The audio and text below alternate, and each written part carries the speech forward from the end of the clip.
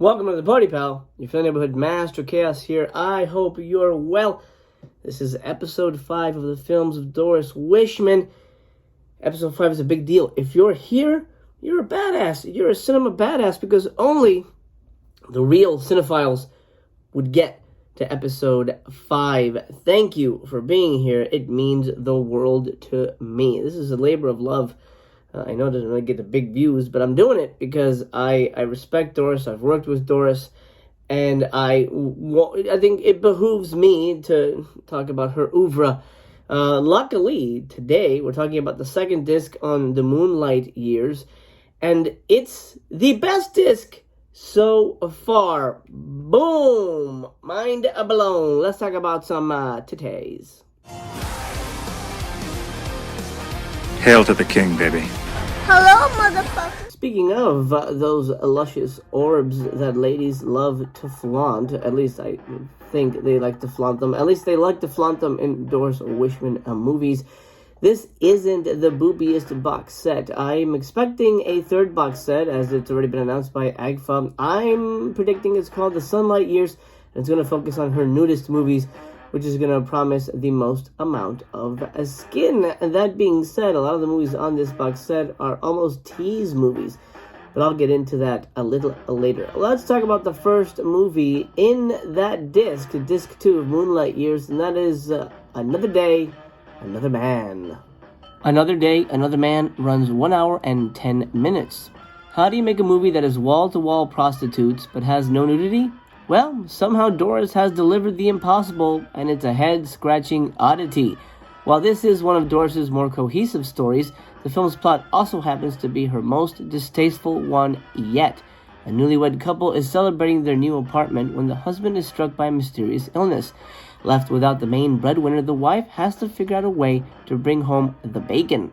Luckily, her best friend is a prostitute and hooks her up with a job. That's right, this is the story of a poor young girl who has to turn to prostitution to help support her ailing husband.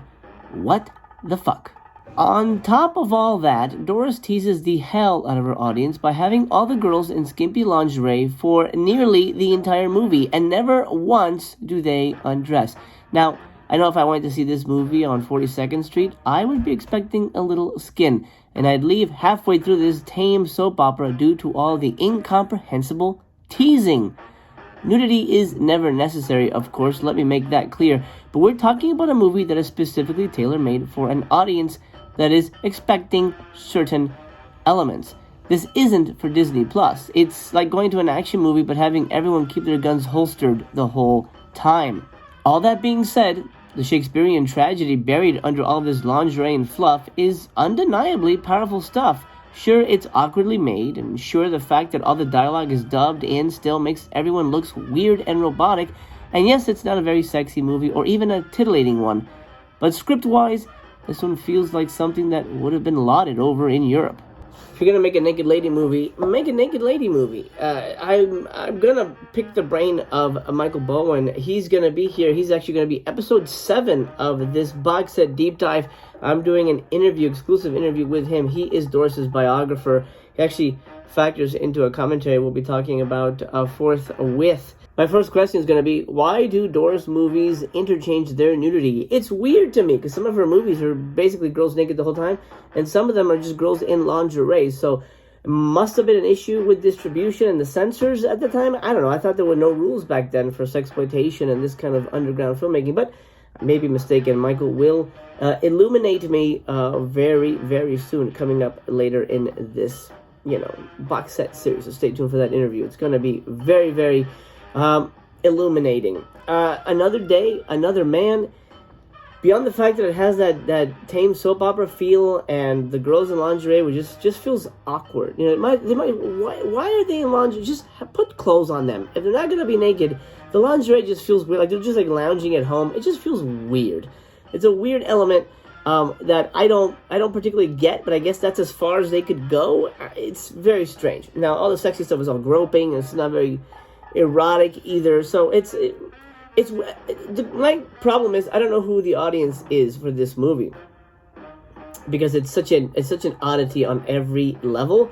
But story-wise, I was actually shocked by how dark, depressing, and, for lack of a better term, Shakespearean it gets. 3 stars. Another Day, Another Man. I mean, it's slow and dull and tame, but there's a real nugget of storytelling chutzpah. That's how you pronounce it, right? Chutzpah. That I did not expect to be there. So kudos, Doris. 3 stars. Another Day, Another Man. Now, let me tell you about My Brother's Wife. My Brother's Wife runs 1 hour and 10 minutes. Doris Wishman made 2 adult films in her life, and this one, despite the title, is not one of them. This is a story of a neglected housewife who happens to be a real hot tamale, but her husband, who is a chubby sad sack guy, doesn't want to give her the time of day. In one of the most mind-boggling moments in the movie, she tries to entice him with her puffy attributes, and he wonders if she's getting sick in the head. Well, of course, she needs some action, and so she turns to her husband's brother, who has recently moved in with them and has flirted pretty heavily with her. It's adultery under the same roof, and it's sleazy, tawdry soap opera shenanigans like only Doris Wishman can deliver. This is an ugly love triangle movie that's in complete bad taste, but then again, we were talking about a Doris Wishman movie to begin with. It's not a very sexy or erotic movie, however, there is plenty of wonderful, puffy nudity on display. It doesn't have much to offer beyond its initial concept, so the movie plays a little sluggish.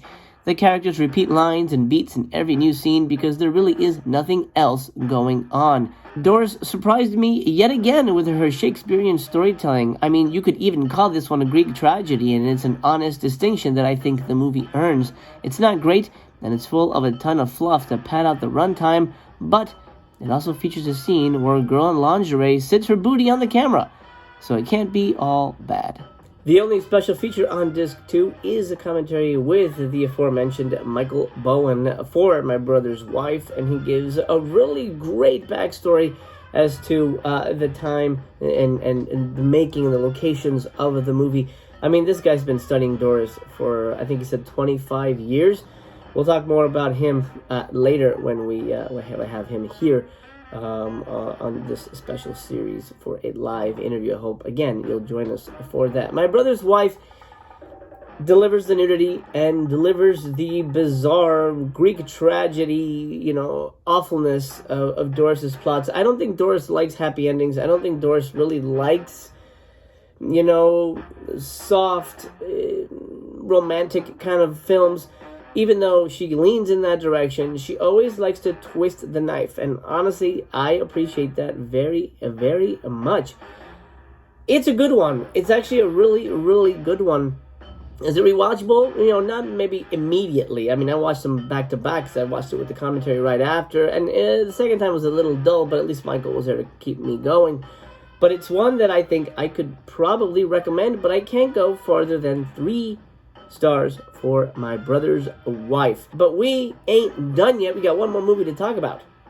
But to be fair, it's not a Doris Wishman movie. But why is it on the box set, MC? That's a good question. That was a good question. Let me explain why Passion Fever is on this. Passion Fever runs 51 minutes, thankfully. This may be a continuing trend with this particular box set, but this is the second film to be presented from a VHS ripped from the Something Weird video archives, so keep it in mind, it doesn't look great. Something was off with this movie. This one didn't feel like your typical Doris movie right from the beginning, and not just because the film was shot in Greece and featured a European cast. I had to do a little digging, but I found out that this isn't a Doris Wishman movie at all. So what the hell is it? Well, Doris bought some Greek movie and decided to re-edit it and put some crap English dub dialogue on it and cut in some nudie groping footage featuring people who aren't even in the damn movie, and then release it as her own. It's a perfect example of exploitation filmmaking at its finest, and something that people like Corman did all the time, so I can't completely knock it. That being said, I don't think I should really consider this a Doris Wishman movie, but I will review it as it is in the box set. More akin to a Fellini movie than a Wishman movie, the story follows a young horny dude who drives or walks around town looking for love in all the wrong places. Beautiful, pastoral, and tinged with that European ennui, you can tell that the full version of this one would have probably been a good movie, but Doris has no tact, and once she got her claws into it, she completely butchered whatever pure thing was there. only to turn it into a disposable, nonsensical mess of a love story.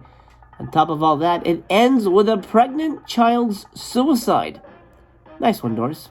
Of course, I can't blame Doris for the suicide part. That is part of the original movie. But, yikes. What about this movie made her want to grab it? I mean, maybe it was super cheap. Nobody wanted to distribute it because it's basically kind of a bland movie. But I feel the longer version of this Greek film might have actually been an important piece of cinema. If, it had the makings of a Fellini-style film, that sort of like languorous, almost, day in the life kind of story.